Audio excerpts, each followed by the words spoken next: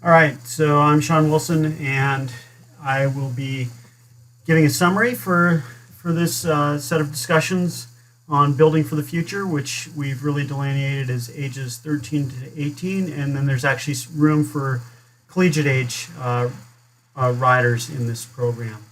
This is part of our needs-based assessment for American cycling, and these are our preliminary analyses and findings. And certainly these are all working documents, and any comments can be directed back to me, or the documents are actually open for people to actually provide their ideas and thoughts. So on this slide, we kind of see our ecosystem for the sport of cycling. And one of the interesting things is that there's a lot to do. We have many different facets to our sport, and that's a really important consideration. There's a lot of diversity in what we're doing, and associated with that, what's happened over time is that people have gone off into their own little silos. And that's proved to be a difficulty for us because you have to navigate between those individual silos, which can be extremely difficult for the athletes and the parents, and they really don't know how to do that. And one of the things that's come out of our discussions is that as coaches, we have the ability to work between the different silos much more readily than the governing bodies. And we can just use NICA and USA Cycling as examples that are up there with mountain biking. When we look at mountain biking versus road cycling, is that those two organizations have a very similar mission, but inherently they haven't had a lot of communication. But what we see within the sport is that we see a lot of the coaches are actually moving between those two silos. And so I think that there's a lot of opportunity for us as coaches to start working to understand all the silos and then be able to help athletes find the silos that are most appropriate for them, or which ones are the most fun. What we've talked a lot about is the idea that we have, if you look at a person's developmental age and you look at their capacity, is that there has to be continuity in our processes, and associated with that, there has to be curriculum.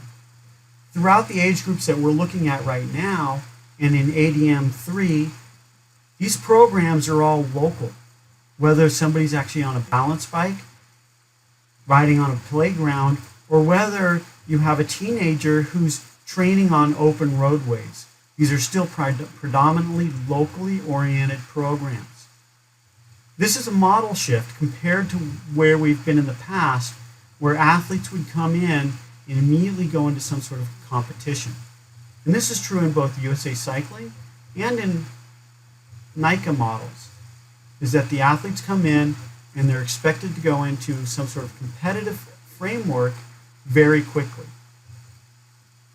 And based on all of our discussions, that's an inappropriate method.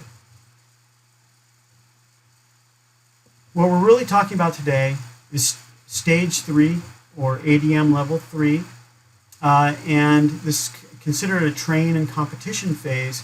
But in the framework of competition, we'll get into this in a little bit, is that the competition seems to be much more intrinsic within our sport, that these are personal goals, and setting those personal goals and attaining them. The overarching principles, and I think that these are really independent of which silo you look at, is that we're really concerned about safety. We need strong risk management policies. Everything needs to be fun. And then we need that curriculum piece that's driven by the coaches. Our target audiences now, we're looking at grades 7 to 12, as well as collegiate riders. And this is ages 13 to 18 and including U23. Ideally, we're still trying to target all of the kids, and now we're talking about adults too, young adults. And we have two different target audiences. One audience is those athletes that are new, they're coming in from elsewhere. A lot of them will be crossover athletes.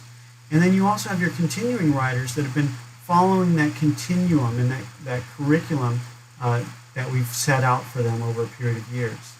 And the reason why I say the collegiate framework is very important. It's been brought up that our sport is very unique. Because we have so much diversity, it provides us opportunity to provide athletes coming over from other sports to gain endurance. And so we have a grand opportunity here to work across all sports in a sport agnostic manner to now capture those athletes who may be specializing in another sport and be able to provide them an additional piece where we can provide endurance training. It's something that's well within our wheelhouse as coaches. And so cycling is now acting as a crossover sport to maintain fitness, maybe during off seasons or even during the season in some types of sport. The real goals of this, based on our discussions, is that we need to demonstrate that cycling is an organized sport. Currently, we're not organized, especially in the younger age groups. NICA is the closest thing we have to a real organized sport. But even within that framework, we're not legitimized across the United States. And that's something that we really need to do. We need to be organized and we need to legitimize ourselves. And we'll get more into this in our next sessions where we talk about performance programming, where I think that there's some critical pieces that we're going to be able to pull out that we can actually start pushing forward. Some other real critical things in this ADM level 3 stage is you really need to start thinking about, you need to continue thinking about that social component. It's very important. And you're creating a sense of belonging or a sport identity. Community engagement is very important. You want the athletes actually interacting with the community, and we're talking about the local communities that they live in. You're trying to build out team and leadership skills amongst the kids that are part of your organization, and they need to work in a cooperative way. A lot of the teams actually have life lessons through sport built into their mission statements, and that's, I think, very critical when we see our sport moving forward. We're focusing still on building skill and mastery of those skills for the sport. That's going to carry them through into the next levels. We're considering building out the engine, and we're thinking about other types of things that the kids can be doing so that they're now crossing between some of these different silos, such as safe routes for school and even repairing bikes.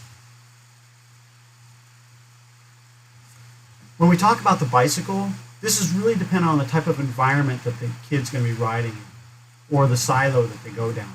If you're doing road riding and road racing, clearly they're going to have a road bike. If they're going to be doing mountain biking, they're going to have a mountain bike. And in cases where the kids are moving down both silos, they're going to end up having to have multiple bicycles. That becomes an affordability issue. That's something that really needs to be addressed.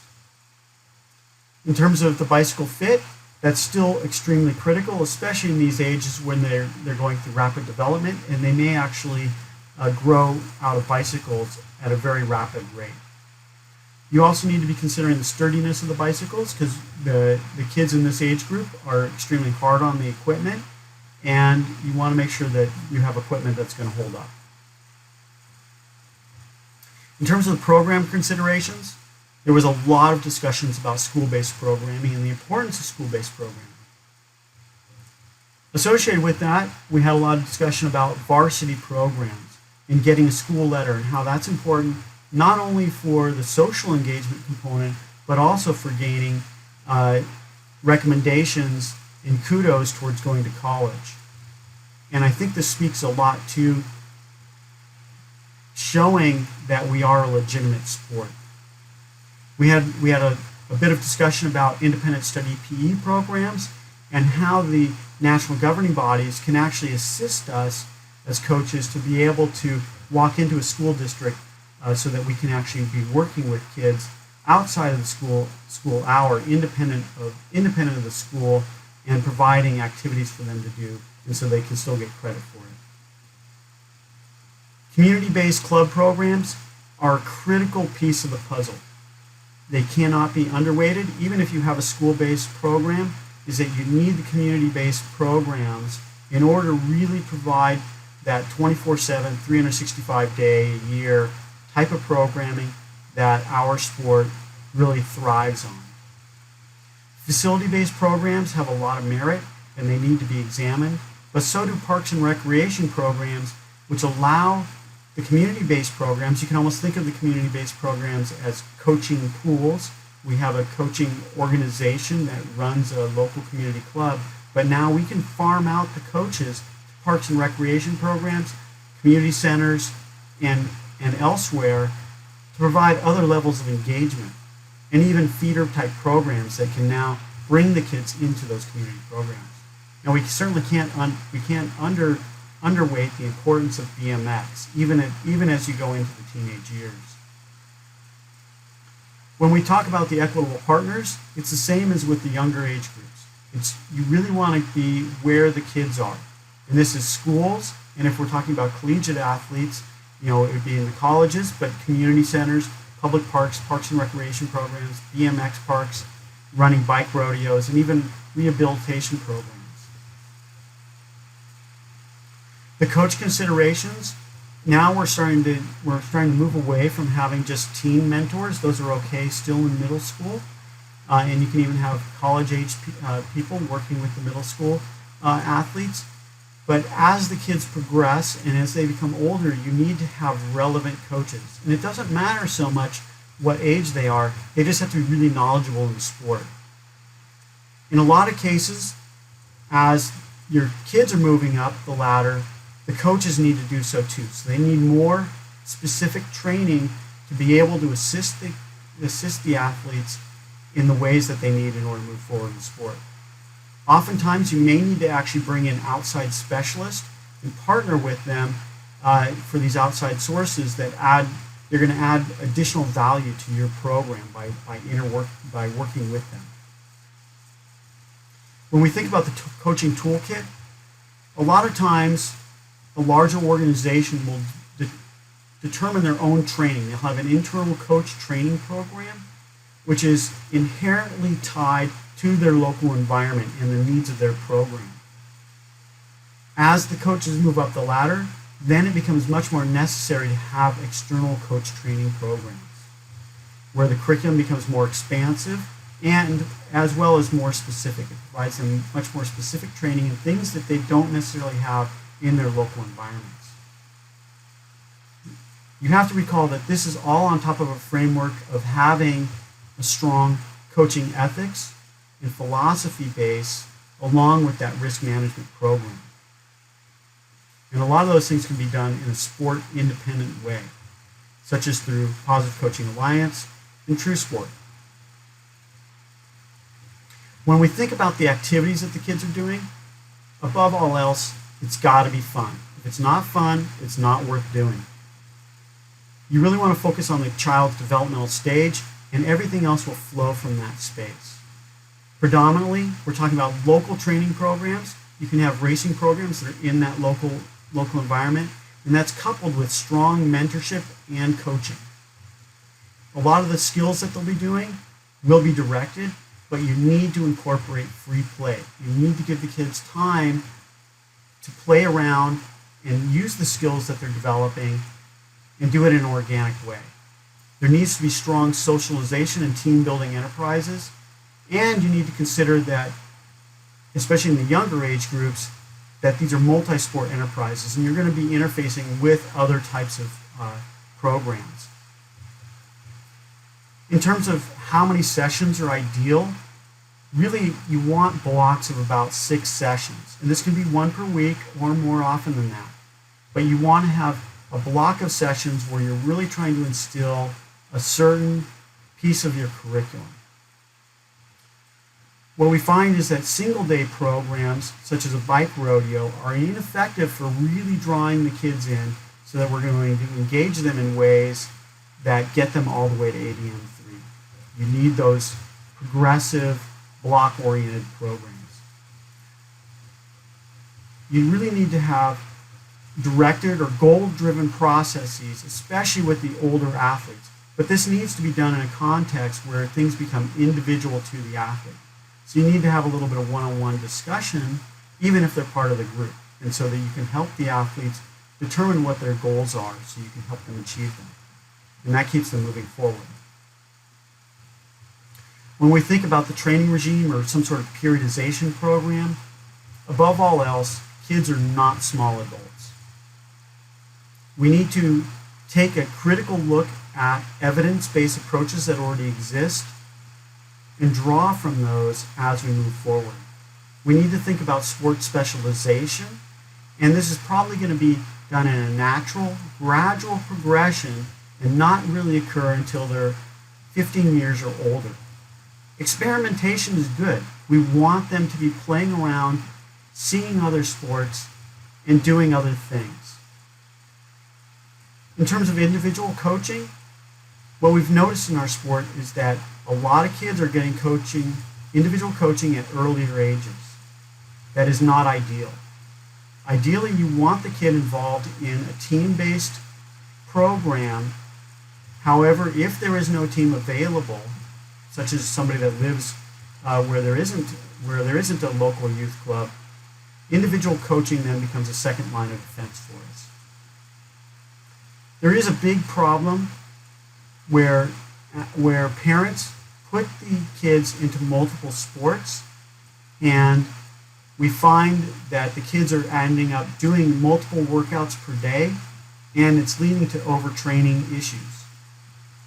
And in this kind of space, we need to have parent discussions or even parent education pieces that will help mitigate those influences. In terms of the cost of these things, we're still researching what the school programs would cost. My guess is on the order of $300 per day. Boulder Junior Cycling charges in the $18 to $25 range per session. And parks and recreation programs are going to be a little less than that.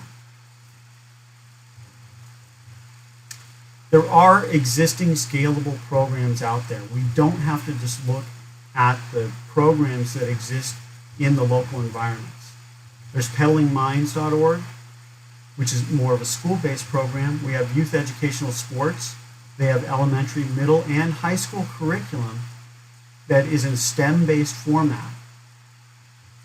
There's the iRide curriculum from Cycling British Columbia, and they also have multiple levels. They start in elementary school and are working their way up. And they also have pieces where they're trying to get kids from their school-based programs and off campus into clubs. There's littlebellas.com that's primarily oriented for young women. And then we have Trips for Kids, as well as Outride Bikes, which is another school-based curriculum. When we think about the progression of these athletes, ideally we'd really like all the kids that come through ADM 3 to continue on into ADM 4 and beyond and be active for life. But we don't know that that's going to happen. Our best estimates are somewhere in the 75% range, but there was some hesitancy on that we may have less than that are actually moving forwards. If we're actually getting all of the kids into ADM 3, which I don't know will happen, we talked about that maybe being in the 25% range, is that if we can get 25% of those kids by the numbers in there, we're going to have a lot more kids coming through programming than we have now. In terms of those kids that are actually moving forward into ADM 4 or going directly to Active for Life, we do not really want to differentiate between them as they move forward. We want to try to keep everybody moving into ADM 4 without having to delineate them specifically into competitive performance. We want to give them time to develop as people and as athletes so that they can become self-aware and actually be able to move forward at their own rate. Above all else, these kids that come through have to be persistent. They have to be self-motivated. In terms of what we're doing as coaches, is we need to provide them a solid foundational understanding of the sport and a broad base of core cycling skills that will carry them forward no matter what avenue they they want to take, and they have to be able to learn from their failures. There's a whole bunch of other things that we would like them to be, including good ambassadors for our sport, role models, being positive influences. We want them to be able to develop their own goal setting. And above all else, we want every kid to be able to do this. We want to let them all participate at their own rate and at their own level that they enjoy it. Thank you, and I hope that you're going to come on to our next session where we go into high performance tracks and we talk about how we can get these kids that are coming into ADM for moving forward, and we'll also have a discussion about Active for Life, but we really want to have a focused discussion on how we get them to become performance oriented.